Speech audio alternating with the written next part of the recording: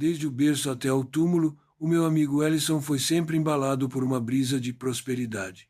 E neste caso não emprego a palavra prosperidade no sentido puramente mundano, mas sim como sinônimo de felicidade. A pessoa de que falo parecia ter sido criada para simbolizar as doutrinas de Turgot, de Price, de Priestley e de Condorcet, para fornecer um exemplo individual do que se denominou a quimera dos perfeccionistas.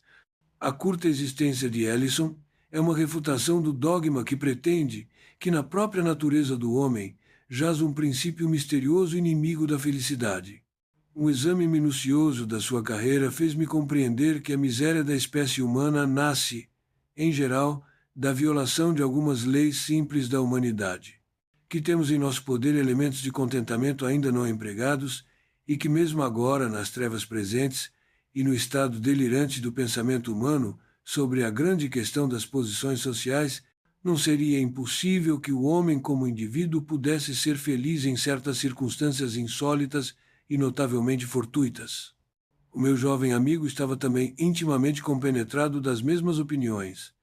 Não é inútil observar que a felicidade contínua, que caracterizou toda a sua vida, foi em grande parte o resultado de um sistema concebido.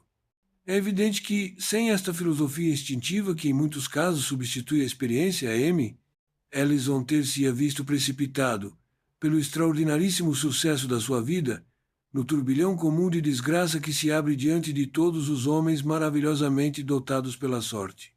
Mas o meu fim não é de modo algum escrever um tratado sobre a felicidade. As ideias do meu amigo podem resumir-se em algumas palavras. Ele não admitia senão 4 princípios ou, mais estritamente, 4 condições elementares de felicidade. A principal era a simples condição puramente física do exercício ao ar livre. A saúde, dizia ele, que se pode obter por outros meios, quase não é digna desse nome. Ele citava as voluptuosidades do caçador de raposas e designava os cultivadores da terra como as únicas pessoas que podiam ser seriamente consideradas como mais felizes do que as outras. A segunda condição era o amor da mulher. A terceira, a mais difícil de realizar, era o desprezo de todas as ambições. A quarta era o objeto de uma pretensão incessante. E afirmava que, as outras coisas sendo iguais, a extensão da felicidade que se pode atingir estava na proporção da espiritualidade deste quarto objeto. Ellison foi um homem notável pela profusão contínua com que a fortuna o sobrecarregou de seus dons. Em graça e beleza pessoal não havia homem que se lhe comparasse. A sua inteligência era tal que, para ele, a aquisição dos conhecimentos era menos um trabalho do que uma intuição e uma necessidade. Pertencia a uma das famílias mais ilustres do Estado e tinha por esposa a mais deliciosa e a mais dedicada das mulheres. A sua fortuna havia sido sempre considerável, mas quando chegou à maioridade, o destino tinha-lhe preparado um destes acasos extravagantes que estupeficam o meio social em que acontecem, e que não deixam nunca de alterar radicalmente a constituição moral daqueles a quem favorecem. Parece que 100 anos antes da maioridade de M. Ellison tinha morrido numa província remota um tal M. Seabright Ellison. Este gentleman havia amontoado uma fortuna principesca e, não tendo herdeiros imediatos, concebera a fantasia de deixar acumular aquela fortuna durante um século depois da sua morte. Tendo indicado ele mesmo, minuciosamente e com a maior sagacidade, os diferentes modos de empregar o dinheiro, legou a massa total ao seu parente mais próximo que vivesse na época em que terminasse o 100º ano. Tinham-se feito muitas tentativas para obter a anulação daquele legado singular, mas todas haviam abortado como confutadas de um caráter retroativo. A única coisa que resultou daquelas diligências foi a promulgação de um decreto pelo qual ficavam proibidas, para o futuro, semelhantes acumulações de capitais. Contudo, aquele decreto não pôde impedir o jovem Ellison de entrar em posse, no 21º aniversário do seu nascimento, como herdeiro direto de Seabright, de uma fortuna de 450 milhões de dólares. Quando a cifra prodigiosa da herança foi conhecida, fizeram-se, como era natural, uma multitude de reflexões sobre a maneira de a empregar. A enormidade da soma e a sua aplicação imediata deslumbravam todos aqueles que pensavam na questão. Se tivesse tratado do possuidor de qualquer fortuna apreciável, Teria sido simples imaginá-lo executando um ou outro de 1000 projetos. Dotado de uma fortuna maior que as de todos os outros cidadãos, teria sido natural supô-lo a lançar-se em todos os excessos de extravagâncias, ou então a entregar-se a intrigas políticas, ou a aspirar ao poder ministerial, ou a comprar um título elevado, ou fazendo vastas coleções artísticas, ou representando o papel magnífico de mecenas das letras, das ciências e das artes, ou fundando grandes instituições de caridade e dando-lhes o seu nome. Mas relativamente à riqueza inconcebível de que o herdeiro se achava agora investido, estes objetos e todos os outros objetos ordinários de despesa pareciam não oferecer senão um campo muito limitado. Verificou-se que mesmo a 3%, o rendimento anual da herança não montava a menos de 13 milhões e 500 mil dólares, isto é, 1.125 mil dólares por mês, ou 36.986 dólares por dia, ou 1.541 dólares por hora, ou 26 dólares por minuto. Assim, o caminho batido das suposições achava-se absolutamente cortado. Os homens não sabiam o que conjecturar.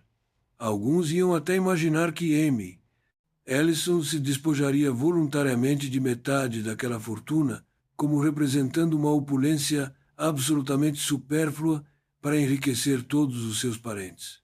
Com efeito, Ellison estabeleceu aos mais próximos a fortuna pouco ordinária de que ele gozava já antes daquela herança monstruosa. Contudo, eu não me surpreendi de ver que Ellison tinha, desde muito tempo, ideias determinadas sobre o assunto que causava entre os seus amigos uma tão grande discussão. E a natureza da sua decisão não me inspirou maior surpresa. Relativamente às caridades individuais, satisfizera a sua consciência. Quanto à possibilidade de um aperfeiçoamento qualquer propriamente dito, efetuado pela pessoa do homem na condição geral da humanidade, não lhe merecia grande crédito, confesso com mágoa. Em suma, por sua felicidade ou por sua desgraça, Ellison concentrava-se geralmente consigo mesmo. Era um poeta no sentido mais nobre e mais vasto da palavra. Além disso, compreendia o verdadeiro caráter, o fim augusto, a necessidade suprema e a dignidade do sentimento poético. O seu instinto dizia-lhe que a mais perfeita, se não a única satisfação própria a este sentimento, consistia na criação de novas formas de beleza. Algumas particularidades da sua educação primária, ou mesmo da natureza da sua inteligência, haviam introduzido nas suas especulações éticas uma porção do que se chama materialismo, e foi talvez esta disposição de espírito que o conduziu a acreditar que o campo mais vantajoso, se não o único legítimo, para o exercício da faculdade poética consiste na criação de novos modos de beleza puramente física. Foi por isso que ele não se fez músico nem poeta, se empregarmos esta última palavra na sua acessão ordinária. Ou talvez que não se tivesse feito uma coisa nem outra, simplesmente em consequência da sua ideia favorita, a saber, que é no desprezo da ambição que reside um dos princípios essenciais da felicidade sobre a terra. Em verdade, não podemos nós conceber que, se uma inteligência superior deve ser necessariamente ambiciosa, haja uma espécie de inteligência ainda mais superior que esteja acima do que se chama ambição, e portanto não é possível supormos que tenham existido inteligências muito maiores que as de Milton, que hajam ficado voluntariamente mudas e ingloriosas. Pela minha parte, creio que o mundo não viu nunca e que, salvo o caso em que uma série de acidentes estimulassem a inteligência da classe mais nobre, obrigando-a aos esforços repugnantes da aplicação prática, o mundo não verá jamais a perfeição triunfante de execução, de que a natureza humana é positivamente capaz nos mais ricos domínios da arte. Ellison não se fez, pois, músico nem poeta, dado que jamais homem algum tem existido mais profundamente enamorado da música e da poesia. Em circunstâncias diferentes daquelas que o envolviam, talvez se tivesse feito pintor. A escultura, posto que rigorosamente poética por sua natureza, é uma arte cujo domínio e efeito são muito limitados para lhe ter ocupado a atenção por muito tempo. Acabo de enumerar todos os departamentos nos quais, segundo a aquiescência dos entendedores, o espírito poético pode estabelecer-se. Mas Ellison afirmava que o domínio mais rico, o mais verdadeiro e o mais natural da arte, se não absolutamente o mais vasto, tinha sido inexplicavelmente esquecido. Nunca se tinha feito uma definição do jardineiro paisagista como do poeta, e, contudo, o meu amigo pensava que a criação do jardim, paisagem, oferecia a mais magnífica das oportunidades a uma musa particular. Ali, com efeito, abre-se o mais belo campo para o desenvolvimento de uma imaginação aplicada à infinita combinação das formas novas da beleza. Os elementos a combinar eram de uma classe superior e os mais admiráveis que a terra podia oferecer. Na multiplicidade de cores e de formas das árvores e das flores, Ellison reconhecia os esforços mais diretos e os mais enérgicos da natureza para a beleza física. Era na direção ou concentração desse esforço, ou antes na sua acomodação aos olhos destinados a contemplar os seus resultados sobre a terra, que ele se sentia chamado a empregar os melhores meios, a trabalhar o mais frutuosamente para a realização não só do seu próprio destino como poeta, mas também dos augustos desígnios em vista dos quais a divindade implantou no homem o sentimento poético. Sua acomodação aos olhos destinados a contemplar os seus resultados sobre a terra. Explicando esta frase, Ellison resolvia quase o que tinha sempre sido para mim um enigma. Quero falar do facto, incontestável para todos, exceto para os ignorantes, de não existir na natureza combinação alguma decorativa, tal como o pintor de talento poderia produzi-la. Não se acham na realidade paraísos semelhantes àqueles que as telas de Claude Lorrain ostentam. Na mais bela das paisagens naturais, descobre-se sempre um defeito ou um excesso, 1000 excessos e 1000 defeitos. Ainda mesmo que as partes constitutivas pudessem desafiar, cada uma individualmente, a habilidade de um artista consumado, a disposição dessas partes seria sempre suscetível de aperfeiçoamento. Em suma, não existe um lugar sobre a vasta superfície da terra natural onde os olhos de um contemplador atento não se sintam desagradavelmente impressionados por algum defeito no que se chama a composição da paisagem. E contudo, como isto é inteligível, em qualquer outra matéria ensinaram-nos justamente a venerar a natureza como perfeita. Quanto aos detalhes, tremeríamos de ousar rivalizar com ela. Quem terá a presunção de imitar as cores da tulipa ou de aperfeiçoar as proporções da açucena do vale? A crítica, que diz a propósito de escultura e de pintura que a natureza deve ser enobrecida ou idealizada, engana-se. Não há combinação de elementos de beleza humana, em pintura ou em escultura, que possa fazer mais do que aproximar-se da beleza viva e respirante. Só na paisagem o princípio da crítica é verdadeiro, e como ela o sentiu verdadeiro nesse ponto, o maldito espírito de generalização levou a considerá-lo verdadeiro em todos os domínios da arte. Sentiu-o verdadeiro neste ponto, digo eu, porque o sentimento não é nem afetação nem quimera. As matemáticas não fornecem demonstrações mais absolutas do que as que o artista tira do sentimento da sua arte. O artista não crê só, sabe também que estas e aquelas disposições da matéria, arbitrárias em aparência, são as únicas bases da verdadeira beleza. As suas razões, contudo, não se firmaram ainda até a fórmula. Resta um trabalho reservado à análise, uma análise de uma profundeza até agora desconhecida ao mundo, o qual será procurar essas razões e formulá-las completamente. Entretanto, o artista é confirmado nas suas opiniões instintivas pela voz de todos os seus irmãos. Suponhamos uma composição defeituosa e suponhamos também uma correção operada simplesmente na combinação da forma, a qual correção seja submetida ao julgamento de todos os artistas do mundo. A necessidade da correção será admitida por todos. Mais ainda, para remediar o defeito da dita composição, cada membro da confraria teria sugerido uma correção idêntica. Repito, pois, que somente na composição da paisagem a natureza física é suscetível de aperfeiçoamento e que esta exceção única era um mistério que eu não pudera nunca resolver. Todas as minhas reflexões sobre este assunto repousavam na ideia de que a intenção primitiva da natureza devia ter disposto a superfície da terra de maneira a satisfazer, em todos os pontos, o sentimento humano da perfeição no belo, no sublime ou no pitoresco, mas que esta intenção primitiva havia sido desmanchada pelas perturbações geológicas conhecidas, perturbações que tinham sido ressentidas pelas formas e pelas cores, na correção e na reunião das quais jaz a alma da arte. Contudo, a força daquela ideia diminuía consideravelmente pela respectiva necessidade de considerar estas perturbações como anormais e destituídas de toda a espécie de fim. Foi Ellison que me sugeriu que elas eram prognósticos de morte, explicando-se assim: admitamos que a imortalidade terrestre do homem tenha sido a intenção primeira.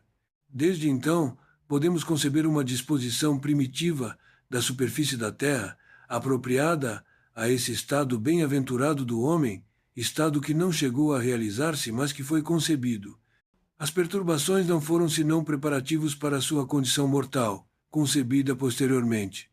Ora, acrescentava o meu amigo, o que nós consideramos como um enobrecimento da paisagem pode muito bem ser um enobrecimento real, apenas debaixo do ponto de vista moral ou humano.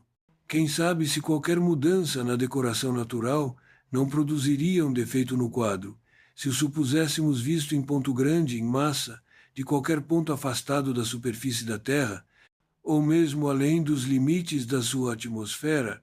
Compreende-se facilmente que o aperfeiçoamento de um pormenor examinado de perto possa ao mesmo tempo estragar um efeito geral, um efeito apreciável a uma grande distância.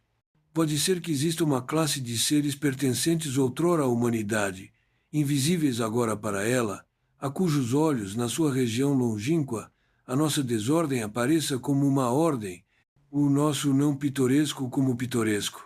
Anjos terrestres, numa palavra, dotados de um sentimento do belo, purificado pela morte, e para os olhares dos quais, mais especialmente do que para os nossos, Deus quis talvez ostentar os imensos jardins paisagens dos hemisférios. No curso da discussão, o meu amigo citava algumas passagens de um escritor que se ocupou da questão do jardim-paisagem e que é considerado como uma autoridade. Não há propriamente senão dois estilos de jardim-paisagem, o natural e o artificial.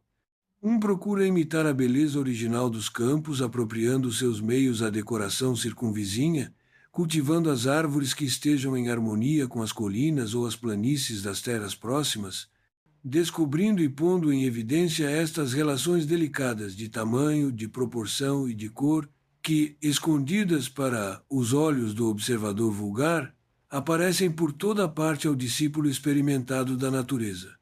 O resultado do estilo natural relativamente a jardins manifesta-se antes da ausência de todo e qualquer defeito ou incongruência, no predomínio da ordem e de uma harmonia, sendo que na criação de milagres e de maravilhas especiais. O estilo artificial, compreendendo tantas variedades como de gostos diferentes a satisfazer, implica uma certa relação geral com os diferentes estilos de arquitetura. Há as majestosas avenidas e os retiros de Versailles, há os terraços italianos e há ainda um velho estilo inglês que tem alguma relação com a arquitetura gótica, doméstica e a do século de Isabel. Apesar de tudo o que se pode dizer contra os abusos do jardim-paisagem, a introdução da arte pura numa decoração rústica presta-lhe uma grande beleza.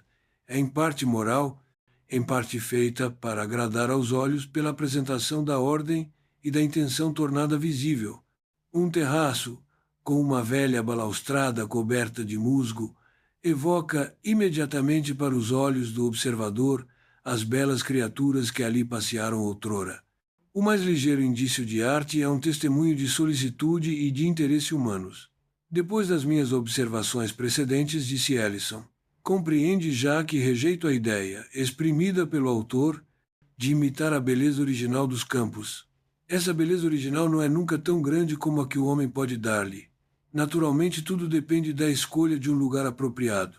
O que diz respeito à arte de descobrir e pôr em evidência as relações delicadas de tamanho, de proporção e de cor, não é senão um destes modos vagos de falar que servem para cobrir a insuficiência do pensamento. A frase em questão pode significar alguma coisa, pode não significar nada e não pode guiar ninguém. Que o resultado do estilo natural, em matéria de jardins, se manifesta antes na ausência de todo e qualquer defeito ou incongruência do que na criação de milagres e de maravilhas especiais, É uma destas proposições mais bem adaptadas à inteligência rasteira do vulgar do que aos sonhos ardentes do homem de talento. O merecimento negativo em questão depende desta crítica defeituosa que, na ordem literária, elevaria Addison à apoteose. Para dizer a verdade, a virtude que consiste puramente em evitar o vício apela diretamente para a inteligência e pode ser, por conseguinte, circunscrita pela regra, mas a virtude mais alta que rutila em criações não pode ser apreciada senão nos seus resultados. A regra só se aplica aos merecimentos negativos, às qualidades que aconselham a abstenção. Além dessa regra, a arte do crítico não pode senão sugerir. Podemos saber como se constrói um gatão, mas nunca poderemos aprender a conceber um Parthenon ou um inferno. E contudo, a coisa feita, o milagre cumprido, a faculdade de o compreender torna-se universal. Os sofistas da escola negativa, que por serem incapazes de criar injuriam a criação, são agora os seus mais ruidosos aplaudidores. O que na sua condição embrionária de princípio lhes ofendia a razão magistral não deixa nunca, na madureza da execução, de arrancar a admiração ao seu instinto natural do belo. As observações do autor sobre o estilo artificial, continuava Ellison, são menos repreensíveis. A introdução da arte pura na decoração rústica presta-lhe uma grande beleza. Esta frase é justa, e justa é também a observação relativa ao sentimento do interesse humano. O princípio, tal como está expresso, é incontestável, mas talvez haja ainda alguma coisa a acrescentar-lhe. Talvez que exista um efeito em acordo com o princípio, um efeito fora do alcance dos meios, de que dispõem ordinariamente os indivíduos, o qual, uma vez atingido, introduziria no jardim-paisagem um encanto muito maior do que aquele que pode dar-lhe o sentimento do interesse puramente humano. Um poeta que dispusesse de meios pecuniários extraordinários poderia, conservando sempre a ideia necessária de arte, de cultura, ou, conforme a expressão do autor, de interesse, impregnar também os seus planos de beleza nova e de imensidade na beleza que estes sugerissem forçosamente ao espectador o sentimento de uma intervenção espiritual. Já se vê que, para a criação de semelhante resultado, é necessário que o poeta conserve todos os benefícios do interesse humano ou do plano e que, ao mesmo tempo, desembarace a sua obra da dureza e da técnica da arte vulgar. No mais áspero dos desertos, na mais selvagem das decorações da pura natureza, manifesta-se a arte de um Criador. Contudo, essa arte não é aparente senão para um espírito refletido, nem tem, de forma alguma, a força irresistível de um sentimento. Ora, suponhamos essa expressão do desígnio do Todo-Poderoso abaixada um grau, posta em harmonia e apropriada com o sentimento da arte humana de maneira a formar uma espécie de intermediário entre os dois.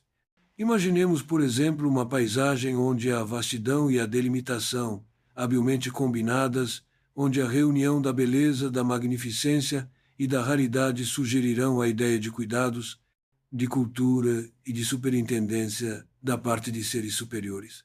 Embora aliados à humanidade, então o sentimento do interesse achar-se a preservado e a arte nova que há de penetrar essa obra, dar-se-á o ar de uma natureza intermediária ou secundária, uma natureza que não é Deus nem a emanação de Deus, mas que é a natureza tal como ela sairia das mãos dos anjos que pairam entre o homem e Deus. Foi consagrando a sua enorme fortuna à incorporação de uma tal ideia. Foi no exercício físico ao ar livre necessário à fiscalização pessoal dos seus planos.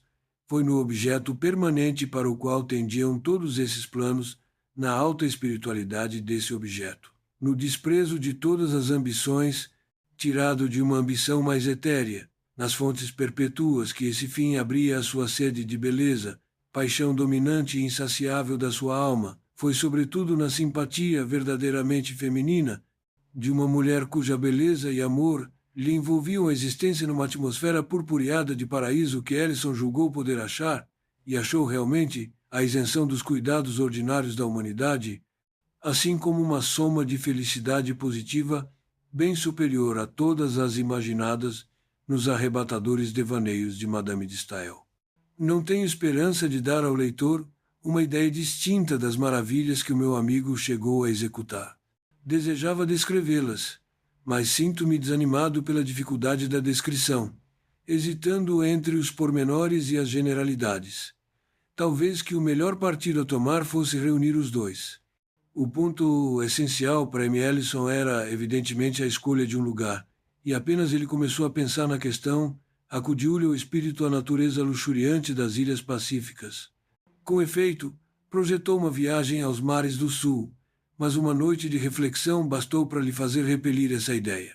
Se eu fosse um misantropo, disse ele, tal era o lugar que me convinha.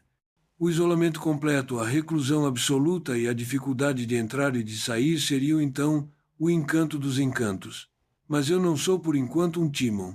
Aspiro ao sossego, mas não à monotonia da solidão. Quero descansar quando eu quiser, mas não quero descansar sempre. Além disso, há de haver ocasiões em que eu precise da simpatia dos espíritos poéticos para continuar a minha obra. Devo, pois, procurar um sítio que não esteja muito longe de uma cidade populosa e cujos habitantes possam de alguma maneira coadjuvar a execução dos meus planos. Ellison viajou muitos anos antes de encontrar a situação desejada. Nessa viagem acompanhei-o eu.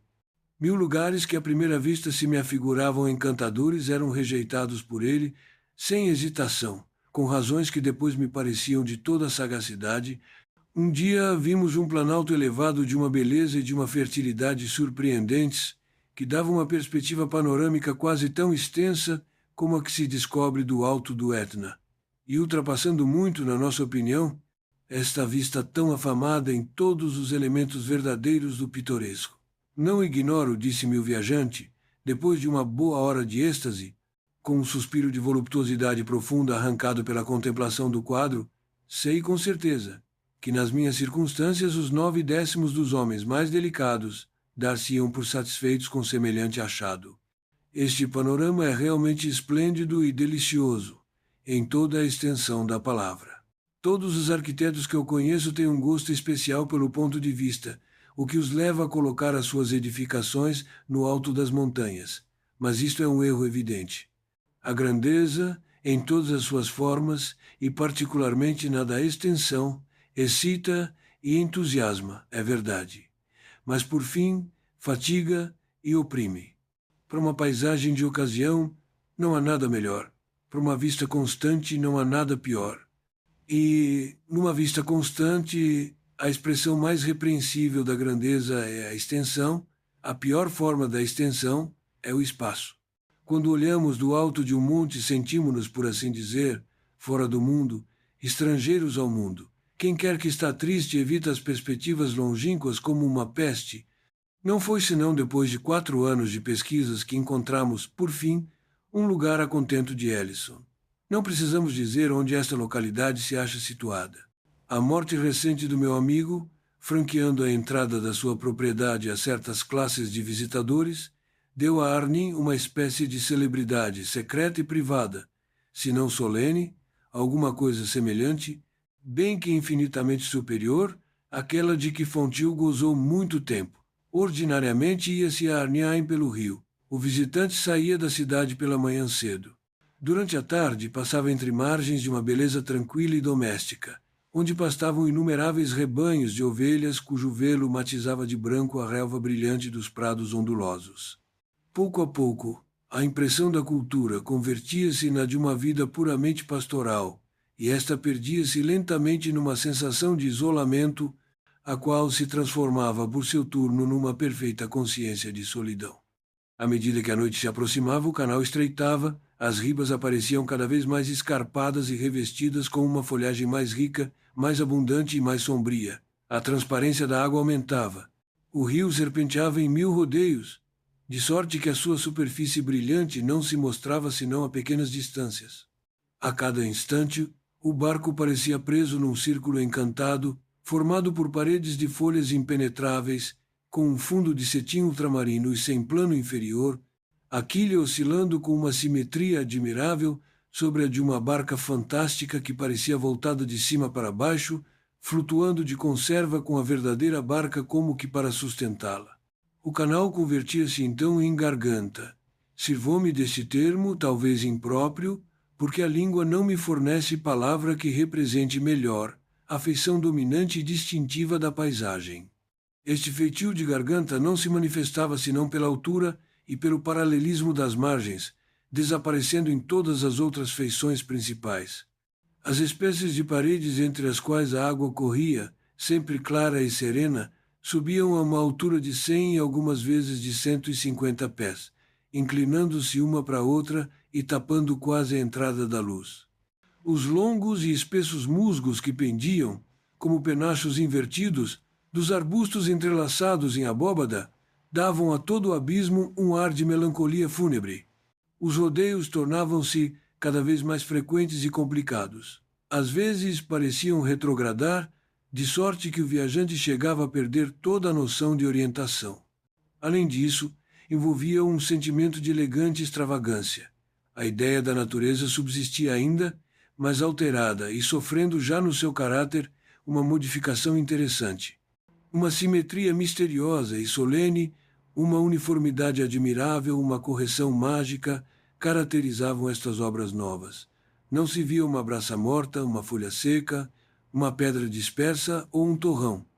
A água cristalina corria sobre o granito liso ou sobre o musgo, imaculada, com uma acuidade de linha que ao mesmo tempo espantava e deleitava a vista. Durante algumas horas seguia-se através das sinuosidades daquele canal, cuja obscuridade aumentava de instante para instante, quando de repente a barca, fazendo uma volta rápida, chegava, como se houvesse caído do céu, a uma bacia circular de uma extensão assaz considerável, comparada com a largura da garganta. Esta bacia tinha pouco mais ou menos 200 jardas de diâmetro e era cercada por todos os lados, exceto por aquele que fazia face ao navio no momento da saída, de colinas geralmente iguais, em altura, às paredes do abismo, mas com um caráter inteiramente diferente. Os seus lados erguiam-se em talude, seguindo um ângulo de 45 graus. Desde a base até ao cume revestia-os, sem lacuna perceptível, um tapete formado por magníficas flores. Neste mar de cores odorífero e variado apenas se via, aqui e ali, uma folhinha verde. A bacia tinha uma grande profundidade, mas a água era tão transparente que o fundo, que parecia consistir numa massa espessa de pequenos calhaus de alabastro redondos, via-se distintamente quando os olhos podiam deixar de ver nele a repercussão do céu invertido e a florescência das colinas. Sobre estas últimas não havia árvores nem mesmo arbustos. As impressões que um tal quadro produzia sobre o observador eram as da riqueza, do calor, do sossego, da cor, da uniformidade, da delicadeza, da elegância, da voluptuosidade e de uma extravagância de cultura milagrosa que fazia lembrar alguma nova raça de fadas laboriosas, dotadas de um espírito perfeito, magníficas e minuciosas. Mas quando os olhos subiam ao longo do talude homicolor, desde a sua fina linha de junção com a água até a sua extremidade, vagamente sombreada pelas nuvens, era verdadeiramente impossível não imaginar uma catarata panorâmica de rubis, de safiras, de opalas e de crisólitos, precipitando-se silenciosamente do céu.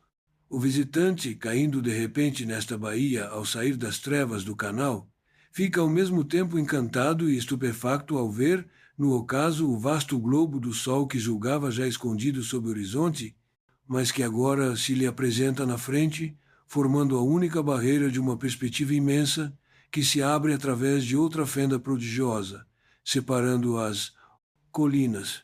O viajante deixa então o navio que o conduziu até ali e entra numa ligeira canoa de marfim, enfeitada tanto por dentro como por fora, com desenhos arabescos de um escarlate ardente. A popa e a proa deste barco são muito elevadas acima da água e terminam por uma ponta aguda, o que lhes dá a forma geral de um crescente irregular. Ele repousa sobre a superfície da baía com a graça de um soberbo cisne. O fundo, coberto de arminhos, sustenta uma prancha articulada de pau de férula, mas não se vê nem criado nem remeiro. A visita é convidada a entrar sem medo. As parcas velarão sobre ela. O barco grande, então, desaparece e a pessoa fica só dentro da canoa, que repousa sem movimento aparente no meio do lago. Mas como pensa no caminho a seguir, percebe na barca mágica um movimento muito suave. Depois vê-a girar lentamente até voltar a proa para o sol e avançar com uma velocidade branda, mas gradualmente acelerada, ao passo que o ligeiro murmúrio que ela produz parece exalar em torno das suas bordas de marfim uma melodia sobrenatural. Isto é, parece oferecer a única explicação possível à música carinhosa e melancólica, cuja origem invisível o viajante procura debalde em torno de si. A canoa marcha resolutamente, aproximando-se da barreira penhascosa da avenida líquida, de sorte que a vista pode melhor medir-lhe as profundezas. À direita eleva-se uma cadeia de altas colinas cobertas de árvores de uma exuberância selvagem. Contudo, o caráter de limpeza maravilhosa, no lugar onde a riba mergulha na água, predomina sempre. Não se vê um único vestígio do carregamento dos rios ordinários. À esquerda, o caráter da paisagem é mais doce e mais visivelmente artificial. Ali os baixos emergem da corrente em talude e elevam-se suavemente até uma grande altura, formando um largo tabuleiro de relva que parece exatamente um tecido de veludo, de um verde tão brilhante como o da mais pura esmeralda. Este planalto varia de 10 a 300 jardas e termina num muro de 50 pés de altura, o qual se alonga, descrevendo uma infinidade de curvas, mas seguindo sempre o curso geral do rio, até perder-se no espaço, para os lados do ocidente. O muro, feito de um rochedo contínuo, foi formado cortando perpendicularmente a parede do precipício que formava a margem meridional do rio, mas não se percebe o mínimo vestígio deste trabalho. A pedra, cortada a cinzel, está abundantemente revestida de era, de madressilva, de rosas bravas e de clematites. A uniformidade das duas linhas do muro é, desde o cume até a base, modificada, a propósito, por árvores de uma altura gigantesca, elevando-se isoladamente ou em pequenos grupos, colocados ora ao longo do tabuleiro de relva, ora na quinta, por detrás do muro, mas sempre muito próximos deste último, de tal modo que as vastas ramas, saltando-lhe por cima, mergulham na água às suas extremidades. Os olhos não podem passar além. A vista da quinta é rigorosamente escondida por um biombo de folhas impenetrável. É enquanto a canoa se aproxima gradualmente do ponto que denominamos a barreira da avenida que se observam detalhadamente todas estas circunstâncias. Contudo, com a aproximação desvanece-se o caráter de abismo, à esquerda aparece uma outra via de esgotamento e o muro segue também nesta direção, costeando sempre o curso do rio. Através desta nova abertura, a vista não pode penetrar muito longe porque o rio, sempre acompanhado pelo muro, curva-se cada vez mais para a esquerda e tanto um como o outro não tardam a desaparecer por entre a folhagem. O barco, entretanto, desliza magicamente no canal sinuoso. A margem oposta ao muro é sempre a mesma cadeia de colinas elevadas, tomando algumas vezes proporções de montanhas, cobertas de uma vegetação selvagem que esconde completamente a paisagem. O viajante, navegando devagar, mas com uma velocidade ligeiramente crescente, acha, depois de muitos desvios inesperados, o seu caminho aparentemente fechado por uma barreira colossal, ou antes por uma porta de ouro brunido, curiosamente trabalhada, a qual reflete os raios diretos do sol que agora desce rapidamente e coroa com seus últimos fogos toda a floresta circunvizinha. Esta porta está inserida no muro, o qual parece aqui cortar o rio em ângulo reto.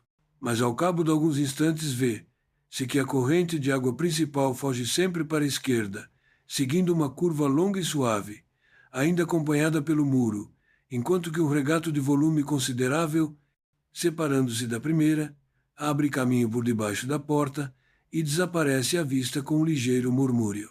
A canoa entra no pequeno canal e avança para a porta cujos pesados batentes se abrem lenta e musicalmente.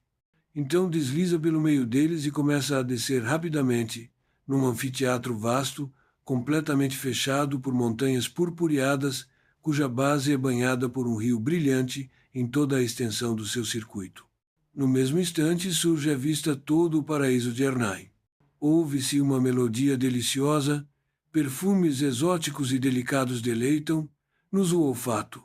Descobre-se, como um vasto sonho, um mundo vegetal onde se confundem as esbeltas árvores do Oriente, os arbustos silvestres, os bandos de pássaros dourados e vermelhos, os lagos guarnecidos de açucenas, os prados de violetas, de tulipas, de papoulas, de jacintos e de tuberosas, os longos fios de água entrelaçando seus braços de prata, e surgindo confusamente no meio de tudo aquilo, uma massa de arquitetura meia gótica, meia sarracena, que parece sustentar-se nos ares como que por encanto, fazendo resplandecer, sob a vermelha claridade do sol, as suas janelas de sacada, os seus mirantes, os seus minaretes e as suas torrinhas, dir-se-ei a obra fantástica dos silfos, das fadas, dos gênios e dos gnomos.